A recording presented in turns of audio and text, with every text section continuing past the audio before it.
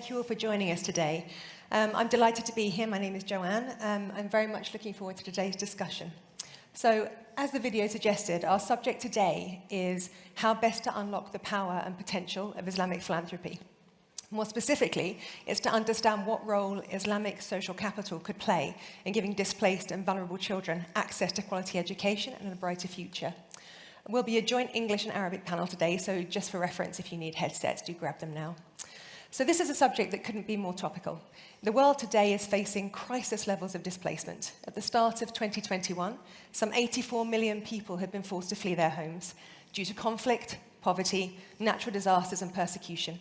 That's more than 1% of the world's men, women and children. These numbers are only set to rise in step with the growing incidence of war, failing states and the mounting threat of the climate crisis. Today, nations from Yemen to South Sudan, Nigeria, Syria and Afghanistan are battling widespread food scarcity, water insecurity and the devastating fallout of conflict. These are global and pressing concerns. So why is our focus specifically today on Islamic philanthropy? Islamic philanthropy is a concept that just a decade ago was largely unnoticed outside the Muslim world. Phrases such as zakat, sadaqah, rarely, if ever, featured in discussions around global humanitarian funding or in the search for more innovative finance tools. Today, that narrative has changed. Increasingly, Islamic philanthropy is being seen as a viable means of helping to address the widening deficit that we see between the world's ever-growing humanitarian needs and the capital we have available to meet them. In part, that's a reflection of its value. Much of the estimates vary widely on this, but the size of the global zakat pool alone has been estimated at anywhere between $200 billion and over $1 trillion a year. Much of this is given as charity, often in ad hoc donations, but these are sums that, if harnessed effectively, could transform the lives of millions of people around the world, alleviating poverty, tackling hunger, extending education to out-of-school children. So what pathways do we have available to achieve this? And what are the barriers? What examples are there already in the field that show how we can move to a model of strategic Islamic philanthropy? Forgive me while I'm poking with this. More importantly, how can we bring together individual donors, corporates, and financial institutes with humanitarian organizations to bring this vision into reality? So joining me today to discuss these questions and more, it's my pleasure to introduce our panel. To my right is Dr. Sonia Benjafar, who is CEO of the Abdullah Al Ghurair Foundation for Education, one of the world's largest private philanthropies dedicated to education. AGFE works to empower Arab youth through education, enabling them to thrive and to contribute to the sustainable development of the wider region.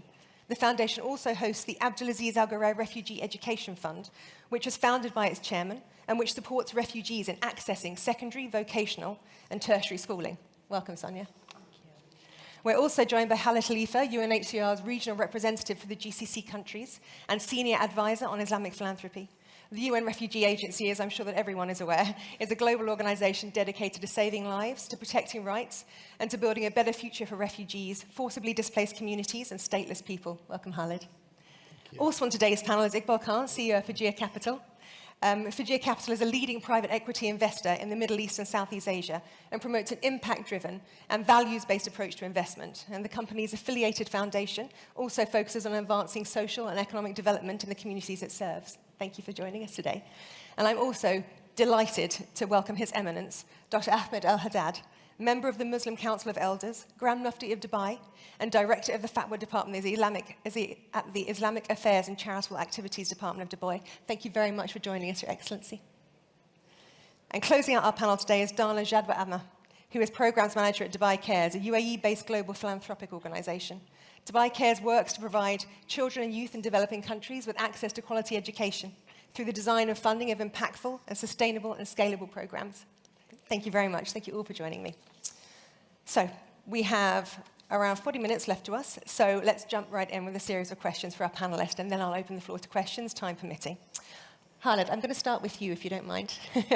The Muslim world is disproportionately affected by major humanitarian crises, which directly links to the information that we saw earlier in the video and the numbers that I spoke about. What can you tell us about the scale of the needs and what role you feel Islamic philanthropy could play or is playing in meeting them? Thank you very much. I hope you all can hear me. I will speak in Arabic. Bismillah ar-Rahman ar-Rahim. In the name of God Almighty, the most gracious, the most merciful. The question here asked about the number of refugees and displaced all over the world, which reached, in my opinion and the opinion of the United Nations, more than 84 million people. A huge number, definitely. But as we say, it is not the number in itself what matters, but what matters most is the distribution of this number on the countries of the world. 60% of these figures come to the countries which is part of the Islamic organization.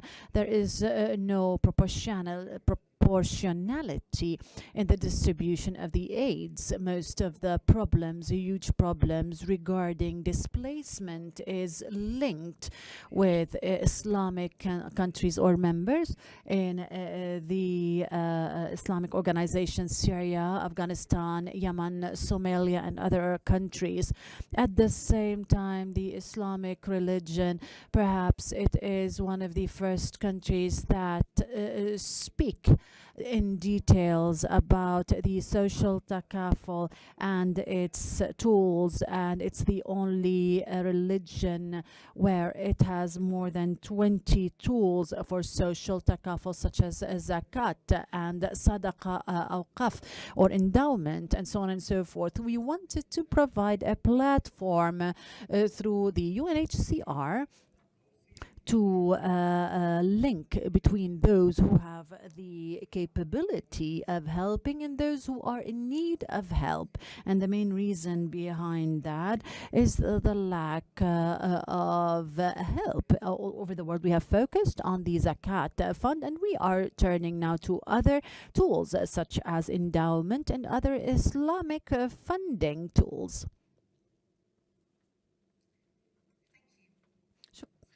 More variety in the way in which you're looking towards Islamic finance and being able to use that to meet the needs of refugees? Definitely, بكل تأكيد يعني. Definitely, as mentioned previously, there are more than 20 tools. We are talking here about one single tool, which is Zakat, which everyone talks about all over the world. Perhaps due to the figures that you've mentioned, Joanne, according to the figures of the Islamic Bank of Development, the amounts of money of zakat which should be deliberated in the Islamic world, it is not less than $300 billion on a yearly basis, and some researchers are increasing it to $2 trillion, and there is great discrepancy about the amounts of money coming from zakat, which should be deliberated in the Islamic world. Therefore, everyone takes heed of zakat as an entry for Islamic funding. But there are other tools, so many other tools. If we are talking about education, for instance, I don't think that there is a tool such as awqaf or endowment, which is more suitable and more necessary to invest in the educational sector. And the educational sector at a certain stage has been based on endowment, and therefore there are so many people which are based on endowment, such as Al-Azhar, Al-Zaytuna, and others. And therefore, in the future, we need to bring back this culture once again to open the floor for further social takaful and the possibility of getting the help from the private sector in achieving sustainable development, such as education. Thank you. Slightly different angle. AGFE has been a very vocal proponent of the need for more and better education solutions for refugees, children and youth, millions of whom at any one time are out of school. Can you tell us how you are harnessing Islamic social capital to address that gap, and what lessons you can share from your experience as a foundation that's on the front line of this kind of solution? Sure, thank you for the question. For us, I think that we go to the basic heart of Islamic philanthropy because we do not look upon... Is it just me? No, it's not just you. We're having a little audio. All right. To us, Islamic philanthropy is not just charity. It really is strategic philanthropy, and the Al-Ghurair family has a legacy of this. So I think that there is an element of why we don't know what the true numbers are, has to do with the humility of the Muslim. the humility in the religion is about, giving without saying anything, giving from your heart because it is the right thing to do as a human being. But as we move into the space where we are so networked globally and the needs are dire, strategic philanthropy has got to be the way forward, not giving modestly in terms of how we speak about it, but still being able to do big impact together. And that's what the Al-Hurayr family has done. So His Excellency Abdulaziz Al-Hurayr's Refugee Education Fund, and we saw a video on that earlier, what he did is he gave his Islamic financing towards it, but what he did is say this money is going to go for refugee education, specifically in these dire circumstances where less than 5% of secondary school refugee students are actually in secondary school, therefore collapsing the pipeline towards tertiary education. He really did assess the problem, and he gave it the same business acumen as he would anything else, and made sure that there was sustainable multi-year financing from zakat funding, from different Islamic funding, but looking at high impact rather than quietly giving and just hoping that it would have an impact. And I think that as we move forward, we're going to see a lot more of that. And it doesn't mean we're always going to know the numbers, but I think that we do need greater strategies. And to me, from everything that I understand and what we've been living, is it's just good philanthropy, period. It's lean, we have low operational costs because most of the money goes directly to beneficiaries. And that just should be how philanthropy is run, not just Islamic philanthropy. There's a lot that the world needs to learn from Islamic philanthropy. And do you feel that you would like to see more Muslim philanthropists solidify their giving through these kind of giving vehicles? Or would you like to see more collaborative funds in which they can buy into? I think there's a slight difference because obviously you've created an innovative platform for that. Yeah, the Global Muslim Philanthropy Fund with the Islamic Development Bank and UNICEF was created for that purpose. I think that we're going to need a diversity of solutions for the diversity of problems and communities that we have. The Refugee Education Fund is a private fund. Yep. The Abdullah Al-Hurayr Foundation for Education is a private foundation fund from His Excellency's father. Again, focusing a different way on different solutions.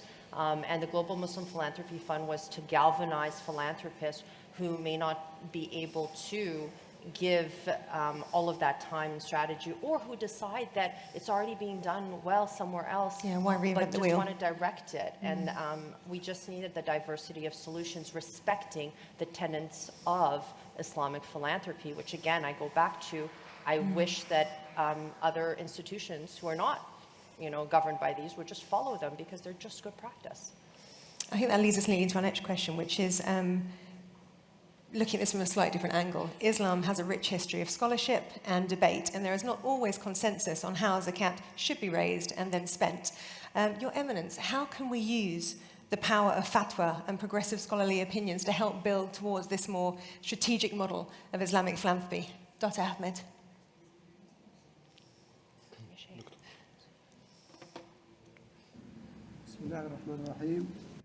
In the name of God Almighty, the most gracious, the most merciful, I would like to praise what Dr.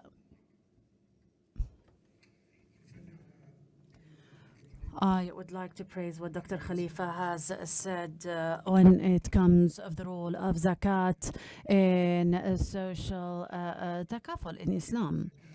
Zakat, which was imposed by God on Muslims, is enough to meet the needs of the Muslims, all Muslims, because God Almighty has imposed it, and He knows the needs of His creations to meet their needs, and He has showed it in cash, and in beings, and in the creatures as animals, and so on and so forth. And all of them are meeting the needs of the society, no matter what their needs are and no matter what their circumstances are and their situation. So the zakat does that, and God knew Almighty than His creations are more in need of this this imposition. The sadaqah is for the poor and the privileged and the wretched, and it is an imposition from God. And God Almighty knows, if He knew that this was enough, He would have, stopped it. And if He knew that there are other people who are in need of this, He would have increased it. He has mentioned all His creations by putting certain terminologies, by naming them as the poor, the wretched, the paupers, and so on and so forth. He knew their need, and He has created the zakat, and He has opened more doors for increasing the help and the assistance, and He has created all these tools that can meet the needs or increase their needs to get them out of the of poverty to richness. Zakat is to get out of the poverty to richness, so that they themselves would start helping and assisting. God would say, if you have been giving, so move them from poverty to richness, and they see that the poor is not only given to quench their thirst, but they would get them out of their poverty to become producers, and they become producers and industrialists and agriculturers, and therefore to increase the spaces of poverty and to increase giving. And this is part of the zakat, but there are other means: awqaf, endowment, sadaqah, other good deeds, and other elements that every other Muslim knows. We move now to whom we want to give. Our needs now is about those refugees which were brought to this position. Now they have become wretched. They were displaced. They got out of their homes, their countries, to the desert. Either he is a Muslim, he has the right, or he is a human being, he has the right in humanity. So every rich person needs to give what is in excess to those people, and those people need education, and this is important. They need also food and water and place to live. This is a need in addition to a place to live and clothing, and so on and so forth. But education is the main element to get them out of this poverty. All these efforts exerted in helping out in education to get them out of poverty to richness and to production. This is important. Education is the basis of every good. They are in need of education as their need to food, to clothing, to a place to live, and so on and so forth. So every person who has the ability to help those people to achieve this thing, which is education. And you know what education is? It's a vital importance. Education in our Islamic principle is a great thing. When you teach someone, you would have acquired his own good deeds, and every person who does something nice would be given to him back.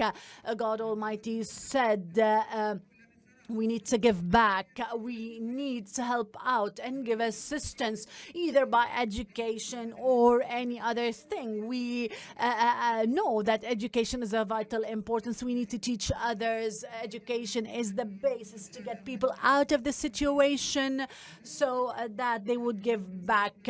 And we need to get them out of poverty, to being wretched, to become producers, to work hard, to become impactful in their society. societies. So zakat is of vital importance, as we mentioned previously. What is charitable work? What we are talking about in the Islamic concept is of vital importance and is vast. Waqf, endowment, is a good deed in agriculture and trade, commerce, in real estate, in money to be invested, to be spent, as so many good people are doing for charitable work, and as endorsed by endowment funds and places. Now cash is being invested and is being developed and increased, and all of these money are given to wretched people, to poor people, to displaced, to the refugees, to propagate education. When you teach those refugees, you are propagating good education on earth and in heaven. So helping is not only on interpretation and hadith. Education is what benefits people. God Almighty, when he mentioned that he has mentioned different kinds of education, geology, flora, fauna, and so many other educational tools. And God is known for that, for doing good. He is saying that every person is giving, and this is good for others. And this is of vital importance. When we see about that, we can see it as really a good thing, a good deed. We are giving back, and education is one of the most important deeds in charitable work, and therefore it will enrich you definitely and constantly, and this will be good. Thank you, thank you. We are talking here about giving back or education. Previously, how was it? It was previously from our fathers and grandfathers back then.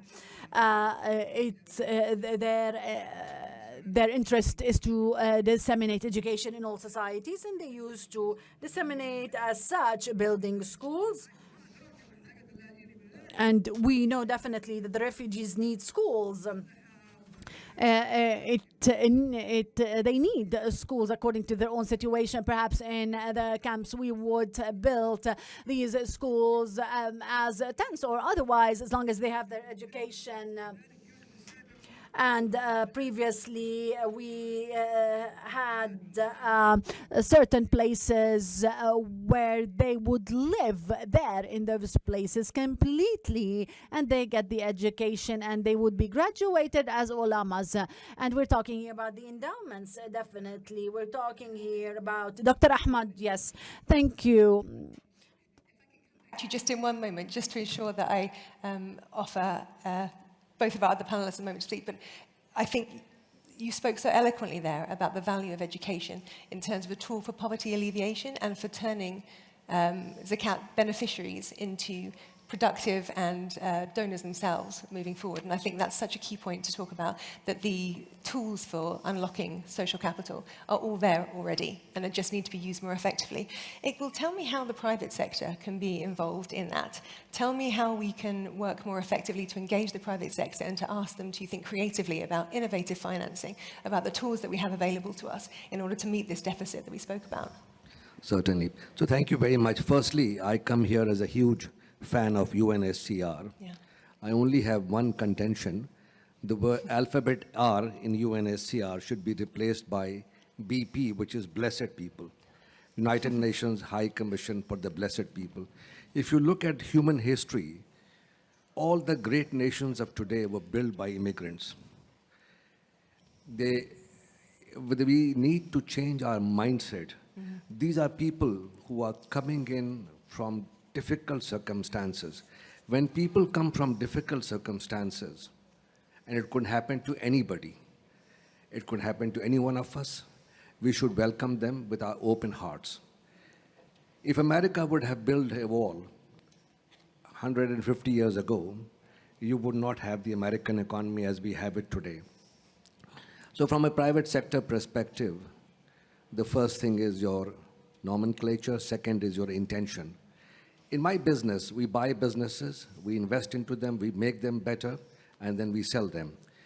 Every single good thing which has happened to our company, and my colleague Noman Tahir is here, has been based on what we intended. Innamal amal bin niyat. Your actions shall be judged by your intentions. And when we said we're going to create a foundation, Fajr Foundation, we're going to do work exclusively with UNSCR, great things happened to us. And then I think the power of institutionalizing philanthropy.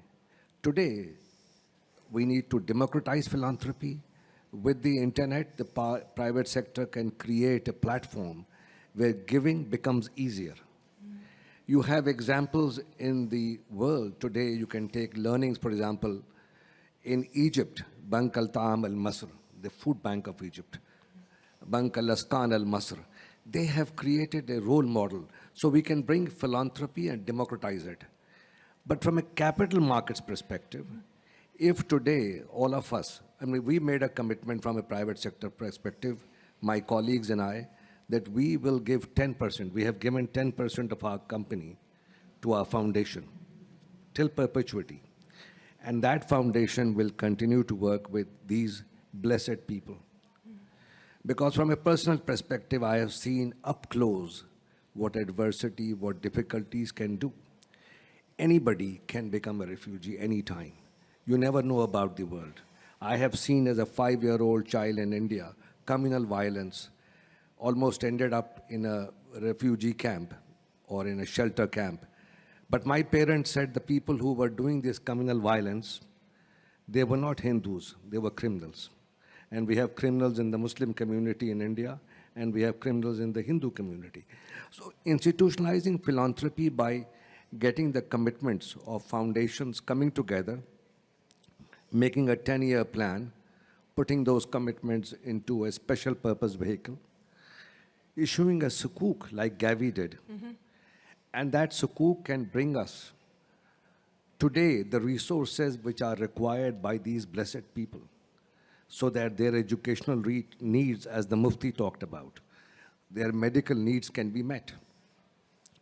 So we are trying to create a demonstration effect.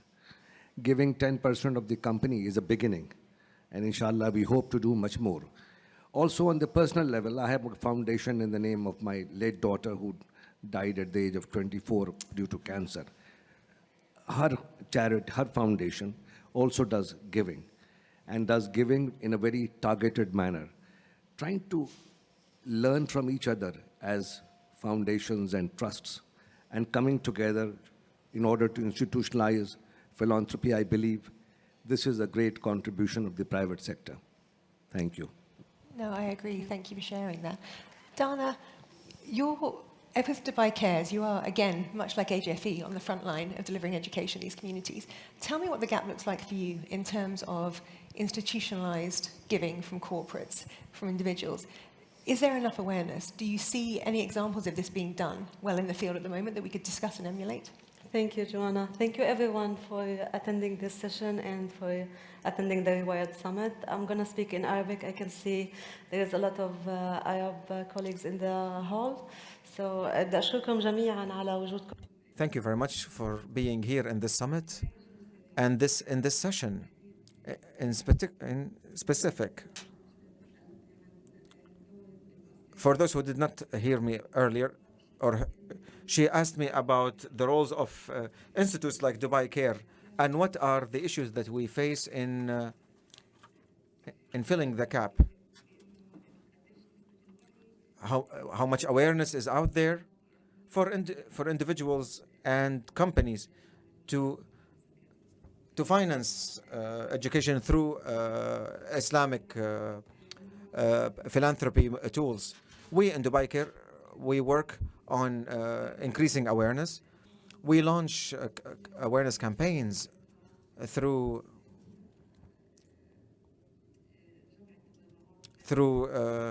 the authority of or through fund gathering, and we try to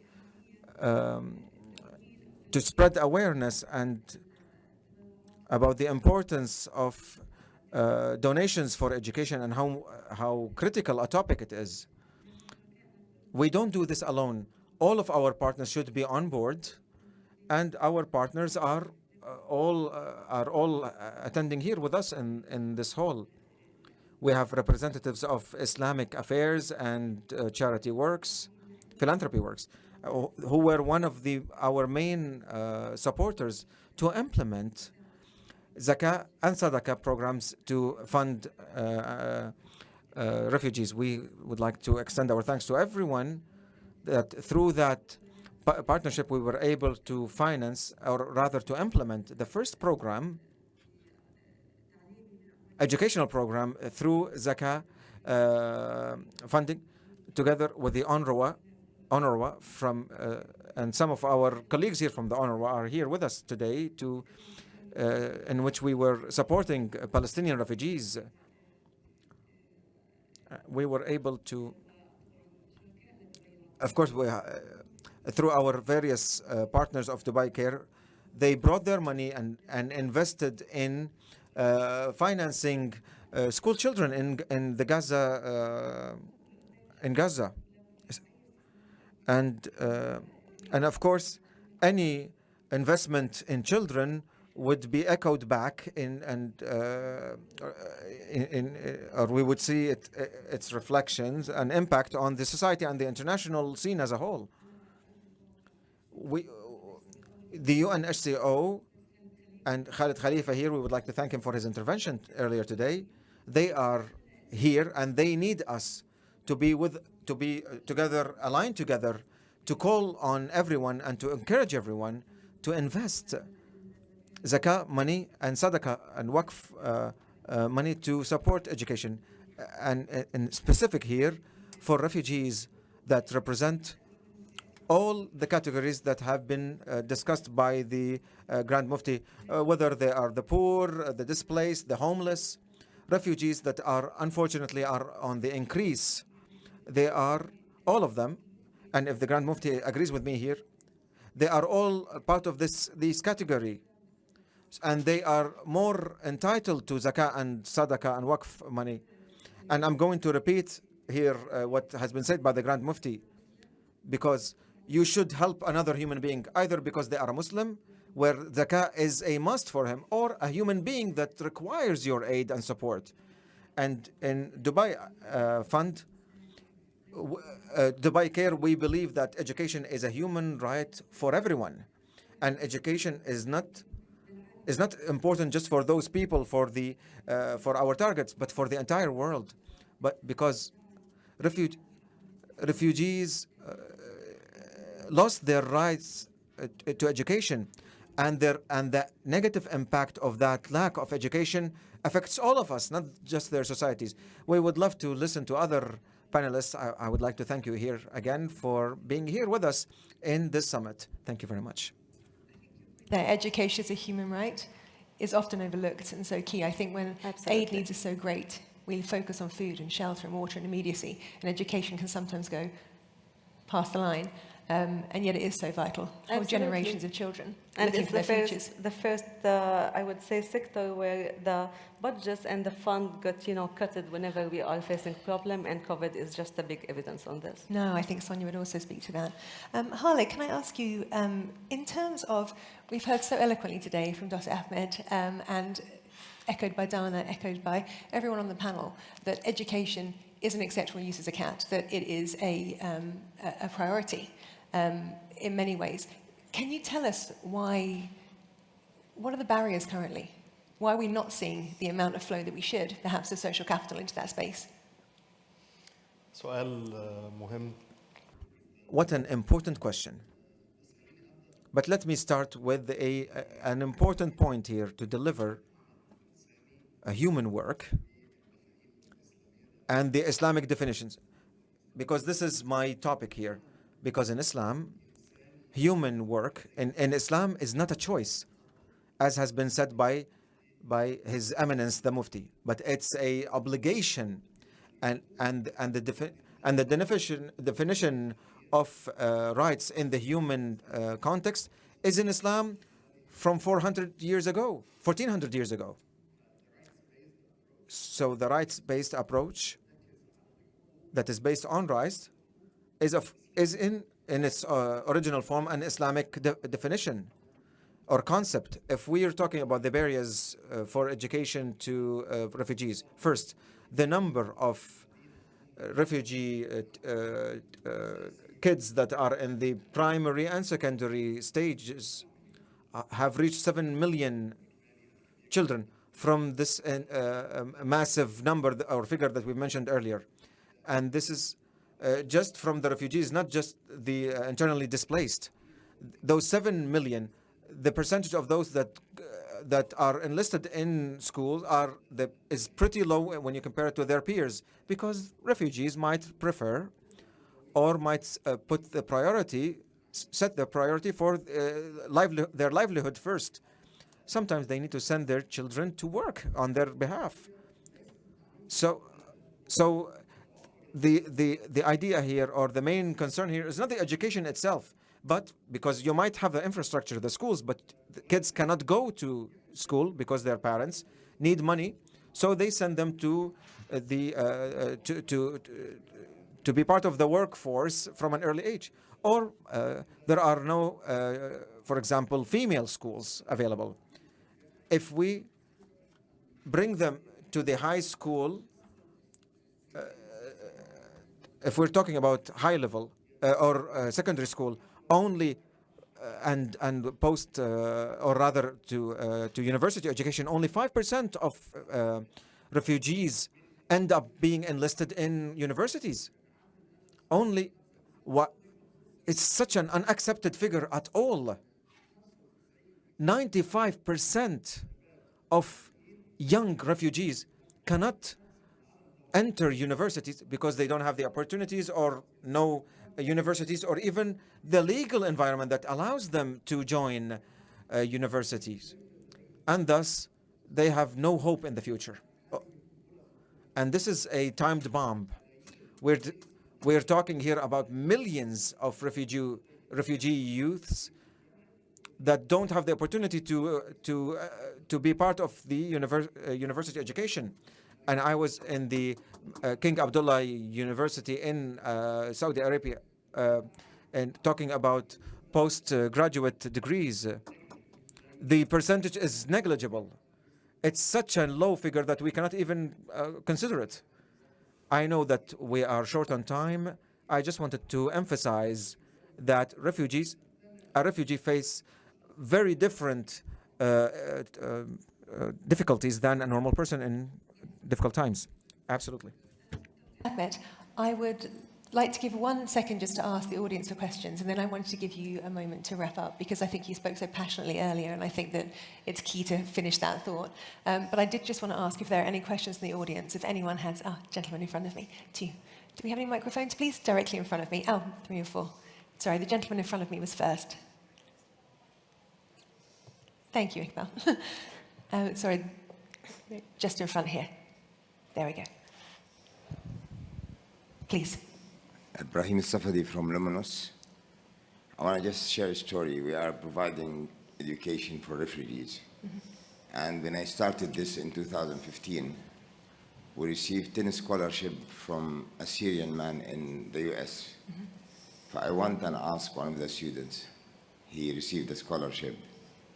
If you don't have it, what you would do? He told me, I was planning to go to Libya and hold a gun. Mm-hmm. Wow. He was in his way to Libya and hold a gun. Today we raised 24,000 scholarships with UNCHR, with Abdulaziz Al-Ghurair Fund. And day before yesterday, I was in Doha, and I was having coffee outside. For one participating in the conference, he came to me, Mr. Ibrahim, my students, I received scholarship from Gaza, from Abdulaziz Al-Ghurair scholarship program, and he is receiving salary of $4,000, where he graduated in 2000, just recently. Ibrahim, I don't want to rush. I just want to. I want to say that the impact of the like it's much bigger than only educating people. It's we're protecting ourselves by supporting those. I agree, an investment in comment, education actually. is an investment in society overall. Thank you very much. And the gentleman behind also had a question. Thank you. السلام عليكم. سؤالي Peace be upon you all. My question is for the Dr. Khalid and His Eminence Ahmed. As Islamic countries have helped different countries in the world, in Africa and various other places, shouldn't we expect the world to support us in protecting our Muslim brothers and sisters in India, in China, and East Turkmenistan, and of course specifically in the occupied territories of Palestine and the dissected West Bank, and of course in other places where Muslim properties are being literally occupied, taken away from their owners? Isn't that part of being good back to us? As we've helped them, they help us.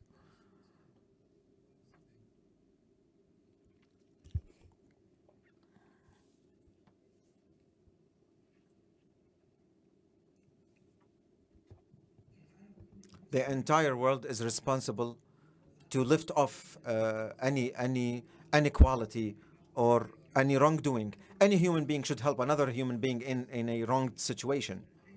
But when we are talking here about how to take or to remove refugees out of their poverty situation, I recall a late sheikh that did massive efforts in Africa to spread education, to provide education in Africa and specifically. He established schools, universities for those impoverished societies, and in short time, those who received the education became ministers, doctors, engineers, and impoverished societies. The idea is not just to provide them. When you provide financial support to these societies, you don't just provide mere financial support, but you actually give them hope for the future. You take them out of the poverty circle. We should help people to the main way to take people or to save people from poverty and any other issues is through education, by setting up schools, universities, and of course university hospitals to graduate doctors and medical careers. Medicine is one of the main pillars of human society and survival, because a doctor would immensely help their societies and themselves, of course. And God asks the rich, how are your poor brothers doing? That's your responsibility. I'm afraid we're out of time, but I'm sure this conversation... Can we fit one more in? Wonderful. Okay, sorry. We have two here. Thank you. Please. Assalamu alaikum wa rahmatullahi wa barakatuh for this wonderful panel. It was very informing and very informative. Thank you all. I have a question. It seems that there is a mismatch with what we call in banking ALM, but not asset and liability in this case, but asset and liability. There's a mismatch between the amount of funding which is available worldwide, estimated between 200 billion to 1 trillion per year, and the number of causes and the number of refugees and blessed people that we have on hand. So what is the missing link? Do you think that we have impact investors, we have the causes, but what we're missing is actual special purpose companies who would be specialized in actually addressing specific needs of the refugees, whether education or food and all these things? Is it the missing link? Do you think any of the panelists would think about this? I think I might pass the stigma, actually, in terms of asking, what is the missing gap between if we have the pool of funding and there is a need available, what is the bridging mechanism that we are missing? Thank you very much for your question. Well, I think we need platform to intermediate capital to good causes, platform in the internet space, and platform in the institutional space. Yeah. Plus using the capital markets, so all the 150 foundations in the Middle East getting together, or the world, and making a long-term commitment, putting those long-term commitment into a special purpose vehicle, and issuing a paper so we can have the funding today to meet all those causes. Thank you. Thank you. And I think this lady here also had one more question, and I will stop. I'm running over. Okay. Very much. Thank you very much again to the esteemed panelists for the conversation we've had today. I think very interesting. I'm Grace Atkinson, and I'm working for an organization which supports Syrian refugees in Lebanon and across the world. And I guess hearing this conversation, we're seeing a lot of the Islamic philanthropic funds go to the UNHCR and the bigger organizations. So my question is, what advice would you give to the smaller organizations who are doing such important work on the grounds to be able to actually go ahead and try and access these funds? I think, Dana, Sonia, if you don't mind, I will ask you to answer that, because Dubai Cares obviously postures a lot of funding through frontline organizations. Is there any advice that you can give? Of course, absolutely. As I mentioned before, when the bikers wanted to implement programs, our first kind of challenge was to the awareness and how how much encouraged our donors were to put their money, their zakat money, specifically zakat, because as you may know, zakat is a sensitive part in this, into the education program. So as an organization who's committed to provide quality education to everyone, and of course refugees, we had to design programs in a way where we can, be still eligible for the zakat and the sadaqah donations, but in the same time being able to use and leverage this fund for educational programs. So I would say my recommendation would be that we need to understand exactly what's the zakat, sadaqah, and waqf.